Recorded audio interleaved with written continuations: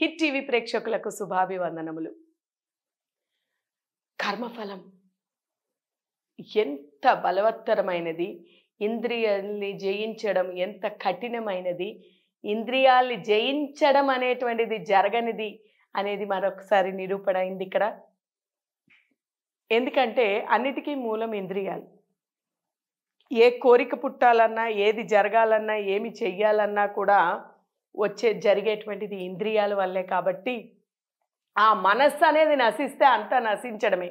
కానీ ఆ మనస్సు అనేదే నశించలేదు. మనస్సు వల్లే ఇక్కడ ఈ కోరికలు కూడా పుట్టాయి. కాబట్టి ఆమె గర్భస్థ శిశువుగానే, అతిథి గర్భస్థ శిశువుగానే అంతం చేయడానికి కొడుకునే ప్రేరేపించింది. చూడండి, ఈ ప్రేరణతో నారదుడు తన పినతల్లి అయినటువంటి దితి దగ్గరికి వెళ్ళి ఎంతో ప్రేమగా పినతల్లి దగ్గరికి వెళ్ళి, అమ్మా, నీవు మా అమ్మ ఎంతో, నా తల్లి ఎంతో, నీవు కూడా అంతే కదా, నీవు నా తల్లి కంట ఎక్కువ తప్ప నీవు నా తల్లి కంట తక్కువ కాదు కదా, నీవు కూడా నా తల్లివే కదా అమ్మా అని ఎంతో ప్రేమగా పలుకరించి మాట్లాడేసరికి దితి నమ్మి ఎంతగానో ఆనందించి, వాస్తవమే కదా, నా కుమారుడే కదా అనేటువంటి భావనతోని అతను చేసేటువంటి పరిచర్యలు చూసి,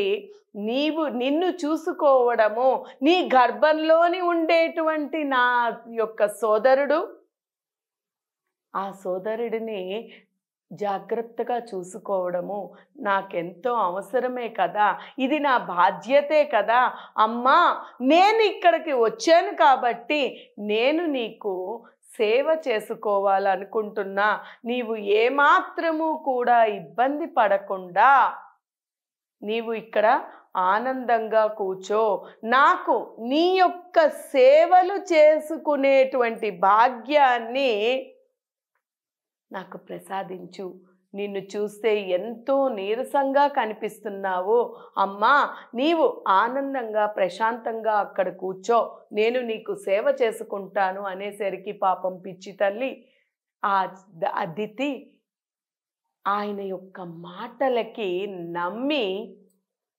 తక్షణమే నాకు సేవ చేస్తానన్నాడు నా కుమారుడు అని ఎంతో ఉప్పొంగిపోయి ఆనందించింది.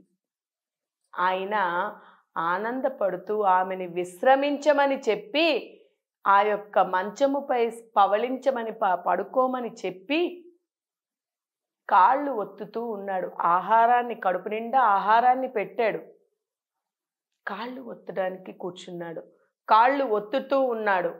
ఆ యొక్క కాళ్ళు ఒత్తేసరికి మీరు ఎప్పుడైనా చూడండి, అనారోగ్యంగా ఉన్నా లేకపోయినా అలసటగా ఉన్నా లేదా ఉత్తగా కూడా మనకి ఎవరైనా అలాగా మనకి తెలియకుండానే ఇలాగ మన శరీరాన్ని ఒత్తుతూ ఉన్నా, లేకపోతే మనకి ఏదైనా సేవ చేస్తూ లేదా తలని ఇలా నుమిరినా కూడా మనకి ఆ యొక్క నిద్రాదేవత ఆవహిస్తుంది. ఎందుకంటే ఆ ప్రేమపూర్వకంగా, ముఖ్యంగా ఆ ప్రేమపూర్వకంగా వచ్చి దగ్గరికి వచ్చి సేవ చేస్తున్నట్టు ప్రేమగా కాలు ఒత్తిన, శిరస్సుని ఇలాగ నిమిరిన నిద్రలోకి ఎలాగైతే వెళ్ళిపోతామో, పాపం ఆ దితి, ఆ తల్లి కూడా అదే రీతిలో ఆయన చేసేటువంటి, ఇంద్రుడు చేసేటువంటి ఆ సేవకి ఆ వెంటనే నిద్రలోకి జారుకుంది. ఎప్పుడైతే దితి నిద్రలోకి జారుకుందో, ఈ ఇంద్రుడు గర్భంలోనికే ప్రవేశించాడు. చూడండి ఎంత ఘోరము. గర్భంలోనికి ప్రవేశించి, దాన్నే మనం ఇప్పుడు గర్భస్రావం అంటున్నాం. అయితే ఆయన గర్భంలోనికి ప్రవేశించి ఆ ఉండేటువంటి ఆ పిండానిని, ఆ బిడ్డని ముక్కలు ముక్కలుగా ఖండించేశాడు గర్భంలోనే. ఇది జరుగుతూ ఉండేటప్పుడే దితికి మెలకువ వచ్చింది. ఎందుకంటే గర్భంలోని ఏదైనా తేడా వచ్చినప్పుడు ఆ తేడాకి తెలివి వచ్చేస్తుంది కదా. ఆ తెలివి వచ్చేసి ఆమె కడుపు నొప్పితో విలవిలవిలలాడిపోతూ ఏదో జరిగిందని తెలుసుకొని తన లోపలికి వెళ్ళి ఈ రకంగా జరిగినది ముక్కలు ముక్కలుగా ఖండించి 14 ముక్కలు చేస్తాడు ఇంద్రుడు. ఇది జరగడంతోనే ఆ బాధని తట్టుకోలేక ఈ జరిగిన విషయాన్ని వృత్తాంతం అంతా కూడా తెలుసుకొని ఎంతగానో బాధపడి అక్కడ ఈ ఇంద్రుణ్ణి శపిస్తుంది. నీవు ఎలాగైతే నన్ను ఈ రకంగా బాధ పెట్టావో నా యొక్క కుమారుడిని భువికి కూడా రాకుండా గందరగోళ పెట్టావో నువ్వు, అందుకని నీవు త్రిలోకాధిపత్యాన్ని పోతుంది, నశించిపోతుంది, ఇంద్ర పదవినే కోల్పోతావు, నీవు ఆధిపత్యాన్ని కోల్పోతావు అని చెప్పి శపించేసింది. ఎందుకంటే ఆయనే కదా లోపలికి వెళ్ళి చేసినటువంటిది పని. అలాగే 14 ముక్కలుగా ఖండించిన కారణంగా అదే సమయానికి అక్కడ ఇతనికి నారదుడు క్షమించాలి ఇంద్రుడు గర్భంలోనికి ప్రవేశించి చేశాడు కాబట్టి, అంటే ప్రత్యక్షంగా చేసినటువంటి వాడు ఇంద్రుడు.